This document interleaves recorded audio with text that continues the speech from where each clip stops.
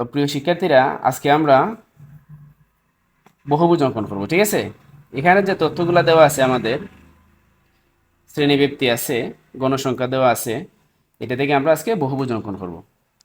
তো বহুভুজ অঙ্কন করার জন্য সর্বপ্রথমে আমাদের বহুভুজ অঙ্কনের জন্য একটা সারণী নির্ণয় করতে হবে। তো বহুভুজ অঙ্কনের জন্য প্রয়োজনীয় সারণী আমরা লিখলাম। গড় হবে তিনটা, শ্রেণীব্যক্তি, শ্রেণী মধ্যমান, গণসংখ্যা। ঠিক আছে, এখানে শ্রেণীব্যক্তি দেওয়া আছে আমাদের, এই যে 61 থেকে 65, 66 থেকে 70, 71 থেকে 75, 76 থেকে 80, 81 থেকে 85, 86 থেকে 90, এটা আমরা লিখলাম এখানে। লেখার পরে গণসংখ্যা দেওয়া আছে, এই যে গণসংখ্যা দেওয়া আছে, আমরা গণসংখ্যাটাও লিখলাম এখানে। এখন শ্রেণী মধ্যমান বের করতে হবে। ঠিক আছে, শ্রেণী মধ্যমানটা হচ্ছে আমাদের শ্রেণীব্যক্তি যা দেওয়া আছে, শ্রেণীর নিম্নসীমা, শ্রেণীর উচ্চসীমা দুইটা যোগ করে 2 দিয়ে ভাগ।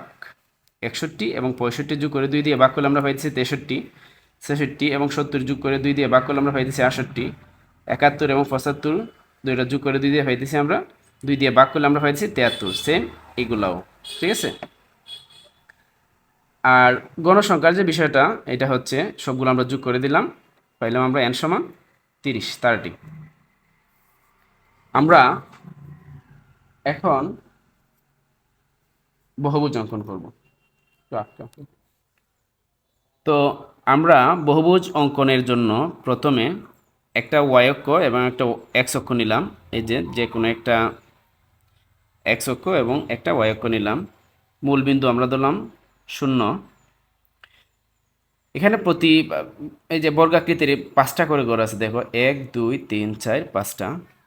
তো এইভাবে আমরা এক্স অক্ষ বরাবর আমরা শ্রেণী মধ্যমান ধরলাম এবং ওয়াই অক্ষতে আমরা গণসংখ্যা ধরলাম। ঠিক আছে, আর এখানে বহুভুজ অঙ্কন করার ক্ষেত্রে আমাকে প্রথমে শ্রেণী মধ্যমানটা দেখতে হবে, যে এখানে শ্রেণী মধ্যমান কত আছে আমাদের। এই যে 63 থেকে শুরু হয়েছে, 88-তে শেষ। বহুভুজ অঙ্কনের ক্ষেত্রে এই জিনিসটা একটু খেয়াল রাখতে হবে, যে শ্রেণী মধ্যমানের যে প্রথম যে সংখ্যাটা দেওয়া আছে এটা এবং শেষ সংখ্যাটা, এই যে 88, আমরা শ্রেণীব্যক্তি কত, এখানে শ্রেণীব্যক্তি হচ্ছে আমাদের 5। 61 থেকে 65 5, 66 থেকে 70 5। যদি বহুভুজ অঙ্কনের কথা বলে, তাহলে আমরা শ্রেণী মধ্যমানের শ্রেণীব্যক্তি যত, অত গড় আগে এবং এত গড় পরে আমরা লিখব। ঠিক আছে, এখানে 63 আছে, 5 করে যেহেতু আমাদের পার্থক্য, শ্রেণীব্যক্তি 5, 63-র আগে আমরা 5 গড় আগে আমরা শুরু করব 58 থেকে। 58, আবার 5 গড় পরে আমরা লিখতে পারি 63। তারপরে আছে আমাদের 73, তারপরে আছে 78, তারপরে আছে আমাদের 83, তারপরে আছে আমাদের 5 ঘর পরে আবার 88। আমরা শ্রেণীব্যক্তি 5 যেহেতু আরও 5 ঘর পরে নেব। ঠিক আছে, 88 এর পরে 5 ঘর নিলে হচ্ছে আমাদের 93। তো আমাদের একটু খেয়াল রাখতে হবে, বহুভুজ অঙ্কনের ক্ষেত্রে শ্রেণী মধ্যমানের যত ঘর শ্রেণীব্যক্তি এত ঘর আগে এবং এত ঘর পরে লিখতে হবে। ঠিক আছে, তো লিখার পরে আমরা আমাদের এই যে ভাঙা চিহ্নটা দিলাম, 0 থেকে 58 পর্যন্ত বিদ্যমান আছে বোঝাতে ভাঙা চিহ্নটা লাগবে। আমরা গণসংখ্যাটা লিখে ফেলবো। এই যে গণসংখ্যা আমরা প্রতি ঘরকে 1 করে ধরবো। গণসংখ্যায় ওয়াই অক্ষতে 1 2 3 4 5, এই যে এখানে দিলাম 5, 6 7 8 9 10 11 12 13 14 15। আমাদের গণসংখ্যা সর্বোচ্চ আছে 8, 8 নেওয়ার দরকার নেই। 58-তে নাই, এটা আমরা আগে নিয়েছিলাম, এটা এই ঘর থাকবে। 63 থেকে আমরা লিখবো 1 2 3 4, এই যে বিন্দু দিলাম আমি। যখন আমাদের শ্রেণী মধ্যমান 68, তখন আমাদের গণসংখ্যা হচ্ছে 5। 1 2 3 4 5। যখন আমাদের শ্রেণী মধ্যমান 73, তখন গণসংখ্যা হচ্ছে 8। 1 2 3 4 5 6 7 8 বিন্দু নিলাম আমি। যখন আমাদের গণসংখ্যা শ্রেণী মধ্যমান 78, তখন আমাদের গণসংখ্যা 6। 1 2 3 4 5 6। যখন আমাদের শ্রেণী মধ্যমান 78, তখন আমাদের গণসংখ্যা 6, আমরা 6 ঘর পরে বিন্দু নিলাম। যখন আমাদের গণসংখ্যা 83, তখন আমাদের গণসংখ্যা 6। 1 2 3 4 5 6। যখন আমাদের শ্রেণী মধ্যমান 83, তখন গণসংখ্যা তখনও 6, আমরা 6 গণ নিলাম, 1 2 3 4 5 6।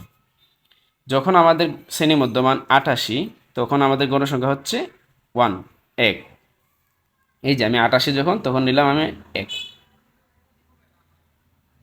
তো আমাদের পরবর্তী 5 গড়ের যে বিন্দু গড়টা এটা আমাদের রয়েছে, আর পূর্ববর্তী মানে আগের যে 5 গড় নিয়েছিলাম ওই বিন্দুটা আছে। এগুলা ছাড়া আমরা বাকিগুলো একটু যোগ করে দেবো স্কেল দিয়ে এইভাবে, এই যে এই বিন্দু আর এই বিন্দু, এই বিন্দু আর এই যে এই বিন্দু, তারপর এই বিন্দু, পরবর্তী বিন্দুটা হচ্ছে এই যে এইটা, তার পরবর্তী বিন্দু হচ্ছে আমাদের এই। তো আমরা এই যে বিন্দুটা আমরা পূর্বের বিন্দুটা নিয়েছিলাম, এই ঘরটা আমরা কি করব, এইভাবে ফুটা এই যে এইভাবে দিয়ে আমরা বিদ্যমান আছে বা আমরা লাগিয়ে দিলাম এক চক্করতে। আবার ওই যে 93 ওই বিন্দুতে আমরা লাগিয়ে দিলাম এই যে এখান থেকে, ঠিক আছে। তোমরা পেন্সিল দিয়ে আঁকবা, আমি কলম দিয়ে আর কি দেখাইলাম তোমাদের। তো আশা করি সবাই বহুভুজ বুঝতে পারছো। আর এখনের যে বিষয়টা আমরা বিবরণটা লিখবো, ঠিক আছে, এই যে বিবরণটা তোমরা লিখে দিতে হবে। চক কাগজের এক চককে মূলবিন্দু হতে 58 পর্যন্ত সংখ্যাগুলো আছে বোঝাতে, মূলবিন্দু হতে এই যে 0 হতে 58 পর্যন্ত সংখ্যাগুলো আছে বোঝাতে ছেদ চিহ্ন ব্যবহার করা হয়েছে। এই যে ভাঙা চিহ্ন বা ছেদ চিহ্ন ব্যবহার করা হয়েছে। এক চককে ক্ষুদ্রতম এক গড় সমান, এই যে এক চককে ক্ষুদ্রতম এক গড় সমান শ্রেণী মধ্যমানের 1 একক, এই যে শ্রেণী মধ্যমানের আমরা প্রতি গড়কে 1 করে ধরছিলাম, 1 একক। এবং ওয়াইককে, এই যে ওয়াইককে এক গড় সমান গণসংখ্যার 1 একক ধরে, গণসংখ্যার ওয়াইককে গণসংখ্যার 1 একক ধরে বহুভুজ অঙ্কন করা হলো, বহুভুজ অঙ্কন করা হলো। আশা করি সবাই বুঝতে পারছো।